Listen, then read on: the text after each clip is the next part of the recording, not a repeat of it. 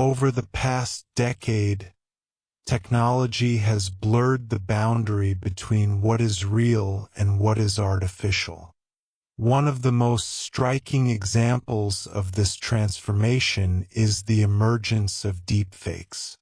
Deepfakes are highly realistic videos, images, or voices created through artificial intelligence. They use machine learning models to analyze thousands of samples of a person's face or voice and then generate synthetic media that looks and sounds real. With just a few minutes of source material, these systems can make anyone appear to say or do something they never actually did. At first, deepfakes seemed like an exciting breakthrough in creativity and entertainment. Filmmakers used them to restore old footage or bring historical figures to life. Fans used them for harmless jokes, swapping faces with celebrities or inserting themselves into famous movie scenes. However, the technology quickly spread beyond entertainment, raising deep ethical and social questions. When something looks completely real but is actually fake, how can we trust what we see? The danger of deepfakes lies in their ability to manipulate truth. Imagine a video of a politician making false statements, a celebrity involved in a scandal, or a business leader admitting to crimes, all completely fabricated. Once such content spreads online, it can damage reputations, influence elections, or incite conflict before the truth can catch up. Even if the video is later proven fake, the emotional damage is often permanent. Beyond politics and media, deepfakes also pose personal risks. There have been cases where individuals were targeted with fake videos or explicit content without their consent.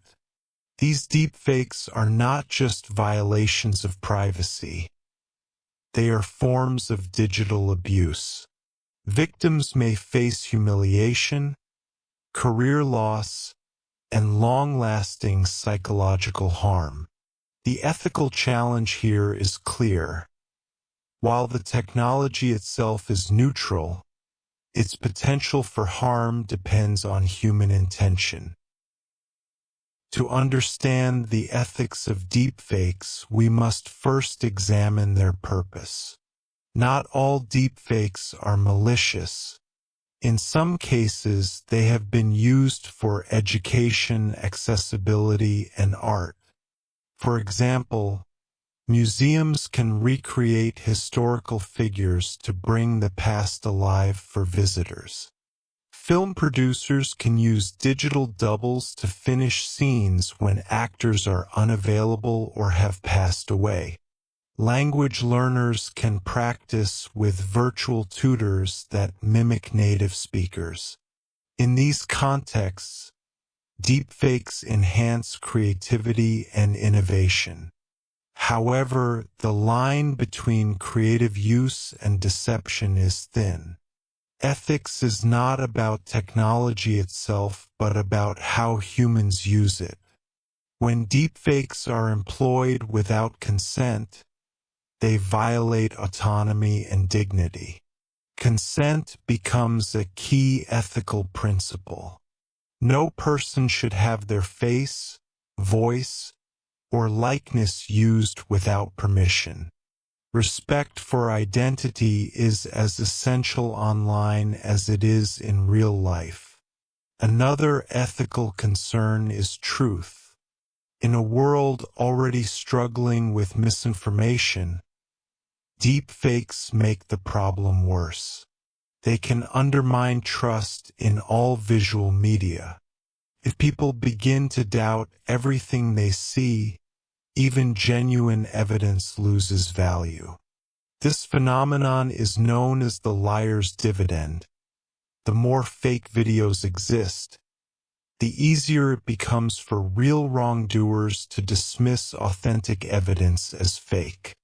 The danger is not just false belief, but the erosion of belief itself. Accountability is another question. Who is responsible when a deepfake harms someone? The creator, the platform that spreads it, or the viewers who share it without checking facts? Ethical frameworks must evolve to assign responsibility fairly. Governments around the world are beginning to develop regulations, but laws often move slower than technology. The challenge is to balance freedom of expression with protection against deception and harm. The future of deepfakes depends on the choices we make today. Instead of fearing technology, we must learn to manage it with responsibility and wisdom. Education will play a crucial role. People need to develop media literacy, the ability to question, analyze, and verify what they see online. Schools and organizations can teach critical thinking, encouraging individuals to check sources, compare reports, and understand how digital content is made. A skeptical but informed public is the best defense against deception. Technological solutions can also help. Researchers are developing detection systems that can identify subtle signs of manipulation, irregular blinking, mismatched lighting, or digital artifacts invisible to the naked eye. Companies are experimenting with watermarking and digital signatures that mark authentic content at the time of creation. These innovations will not eliminate deepfakes, but they can help restore a level of trust in digital communication. Governments and platforms must also share responsibility.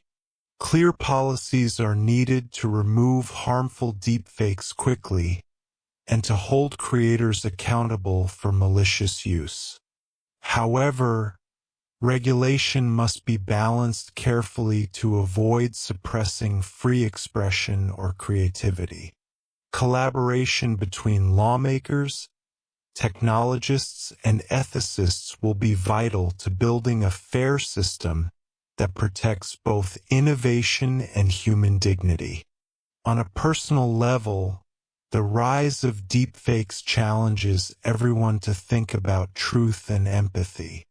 Before sharing or believing any piece of digital content, we should ask, is it verified? Could it harm someone? Technology may evolve rapidly, but moral responsibility remains timeless.